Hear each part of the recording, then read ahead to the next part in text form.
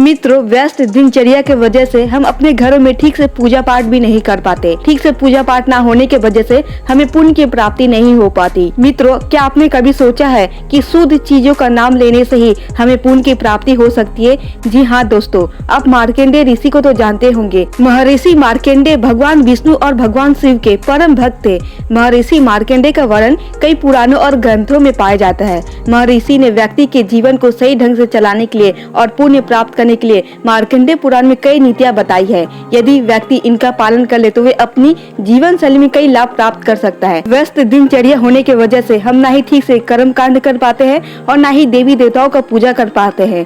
ऐसे मन को मार के हमें बहुत ही बुरा लगता है। लेकिन मित्रों, घबराने की कोई बात नहीं है। हमारे महर्षि ने ऐसे बहुत से गोपनीय बात बताई है जिसे हम आज आपके साथ शेयर करेंगे। अगर आप ठीक से पूजा पाठ भी नहीं कर पाते हैं तो इन शुद्ध चीजों का सिर्फ नाम लेने मात्र से ही आपको पुण्य की प्राप्ति हो सकती है। सिर्फ आपको रोज सुबह उठते ही इन 3 चीजों का नाम अवश्य लेना है। इससे आपको अक्षत पुण्य की प्राप्ति होगी। मित्रों, शिव के परम भक्त मार्कंडेय जी कहते हैं कि पवित्र वस्तुओं का नाम लेना उतना ही पुण्य का भागी बनाता है मनुष्य को जितना वह एक दिन पूजा पाठ करता है। मार्कंडेय पुराण में वर्णित मार्कंडेय जी कहते हैं, जो भी व्यक्ति गोमूत्र, गोबर, दूध, गौशाला, हवन, पूजन, तुलसी, मंदिर, अग्नि, पुराण, ग्रंथ ऐसी अनेक वस्तुएं हैं जिन्हें हिंदू धर्म के अनुसार पावन माना जाता है।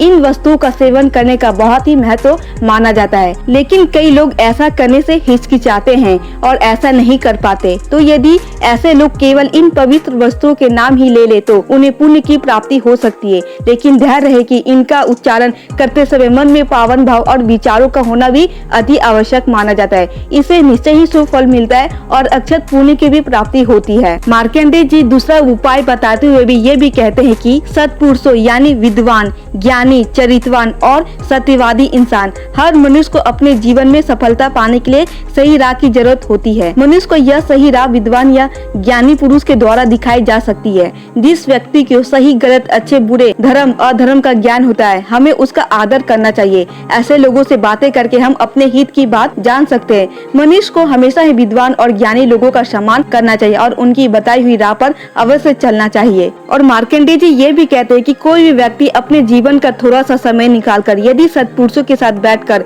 बातें करता है तो उसे भी अक्षत पुण्य की प्राप्ति होती है, क्योंकि सत्पुरुषों का भगवान का ही एक रूप माना जाता है और सत्पुरुष इंसान कभी भी किसी व्यक्ति को गलत दिशाएं नहीं दिखाता। उनकी बताए हुए मार्ग पर चलने पर मनुष्य को अक्षत पुण्य की प्राप्ति होती है। और इसके अलावा आपको और भी अधिक समय मिलता है तो कहा जाता है कि तीर्थ स्थानों पर स्वयं देवताओं का निवास होता है। पुराणों इस बात का वर्णन किया गया है कि किसी भी तीर्थ स्थान पर जाना, वहां जाकर पूजा पाठ करना और वहां के कुंड में स्नान करने से मनुष्य के पापों का नाश होता है और उसे मोक्ष की भी प्राप्ति होती है। तीर्थों में स्नान करना समस्त पुण्य कर्म करने से उच्च माना जाता है। अर्थात मार्कंडेय जी का कहना है कि इस कलयुग में मनुष्य के पास समय की अवश्य ही कमी होगी, इसीलिए पुण्य तीर्थों में स्नान, पवित्र वस्तुओं का नाम लेना और सत्पुरुषों के साथ बातें करना ये काम सबसे उत्तम बताए गए हैं। इसलिए व्यक्ति को रोजाना ऐसे सत्पुरुषों के साथ बैठकर बातें करना और रोजाना सिर्फ पवित्र वस्तुओं का नाम लेने मात्र से ही हमें पुण्य की प्राप्ति हो सकती है। कलयुग में जो व्यक्ति अधिक पूजा पाठ कर्म कांड नहीं कर सकते तो ये पवित्र वस्तु का नाम रोजाना अवश्य ले,